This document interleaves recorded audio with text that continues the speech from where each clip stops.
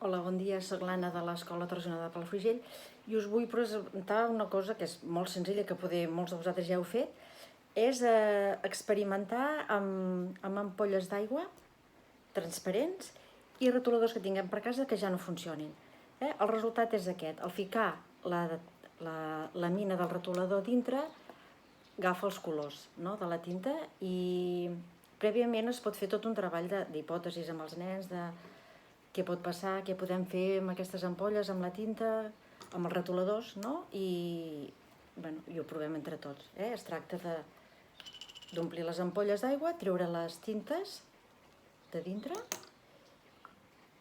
i posar-los a dintre. També és xulo anar veient com va caient, com es va desfent, com es va diluint la tinta, i acaba agafant el color. Nosaltres l'any passat ho vam fer-ho i els vam penjar dels arbres del pati de l'escola. La veritat és que quedava molt bonic amb la llum del sol. És molt senzill, esperem que us agradi i que tot anirà bé.